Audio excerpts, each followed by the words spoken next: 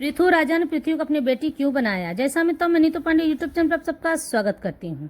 इस कथा का वर्णन विष्णु पुराण में मिलता है। राजा ध्रुव के वंश में बहुत ही यशस्वी, पराक्रमी और महाप्रतापी राजा हुए।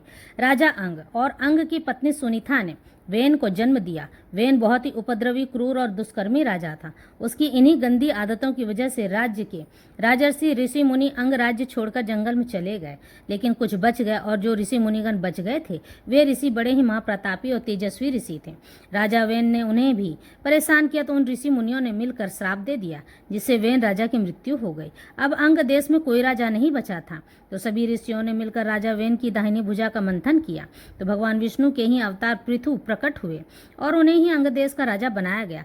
सप्तऋषियों और राज्य के ऋषियों ने मिलकर पृथु राजा का राज्याभिषेक किया, जिसमें इंद्र ने अपना मुकुट दिया, कुबेर ने सोने का सिंहासन दिया और भगवान विष्णु ने सुदर्शन चक्र प्रदान किया। इस तरह से पृथु राजा पृथ्वी के प्रथम राजा बने।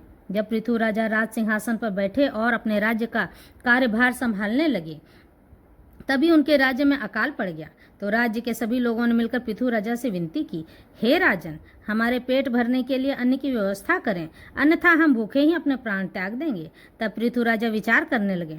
जब उन्होंने अपनी दिव्य दृष्टि से देखा तो पता चला वसुधरा पृथ्वी ने अपने अंदर अन्न, जल, खाद्य सामग्री छिपा लिया है। तब पृथु राजा ने अपना दिव्यास्त्र वसुधरा यानी पृथ्वी पर चलाया। पृथ्वी गाय का रूप लेकर इधर उधर भागने लगी।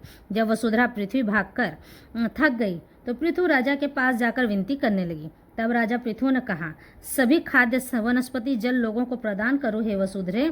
तुम वसुधरा पृथ्वी ने राजा पृथु से कहा कि हे राजन, मुझे एक बछड़ा प्रदान करो ताकि मैं अपनी संतान को देखकर तृप्त हो जाऊं, और एक दूध दूहने वाले हाथ लाओ जो मेरा दूध निकालकर सब वनस्पति, खाद्य सामग्री व जल पुनः प्राप्त कर सके।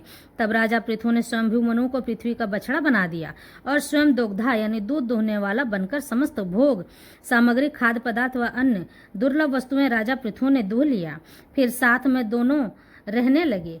तब पृथु राजा को पृथ्वी पुत्री के समान प्रेम हो गया और पृथु राजा ने पुत्री बना लिया।